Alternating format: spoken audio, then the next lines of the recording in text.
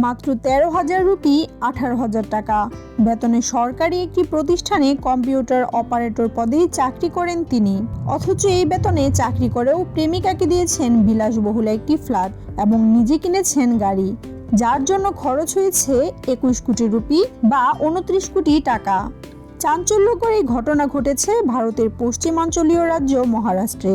অভিযোগ রয়েছে বিশাল অঙ্কের অর্থ চুরি করে তা প্রেমিকাকে দিয়েছেন ওই ব্যক্তি। যার বিরুদ্ধে এমন অভিযোগ উঠেছে তার নাম হর্ষাল কুমার ক্ষীরসাগর। বর্তমানে পলাতক রয়েছেন তিনি। প্রাথমিক তদন্তে উঠে এসেছে অর্থ চুরি করার জন্য 23 বছর বয়সী ওই যুবক সূক্ষ্ম পরিকল্পনা করেন।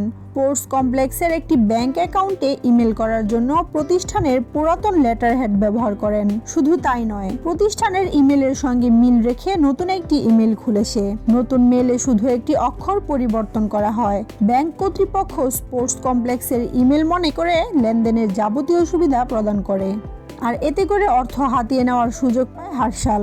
এছাড়া সে তার প্রেমিকাকে ছত্রপতি সম্ভাজিনগরে বিমানবন্দরের পাশে একটি ফ্ল্যাট কিনে দেন।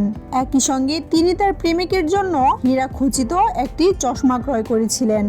বিপুল পরিমাণ অর্থ লুটপাটের এই ঘটনার সঙ্গে হর্ষাল ছাড়াও আরও একাধিক ব্যক্তি জড়িত থাকতে পারেন বলে সন্দেহ করছে পুলিশ।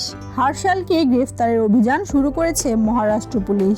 একই সঙ্গে তার বিলাসবহুল সব গাড়ি জব্দ করেছে পুলিশ।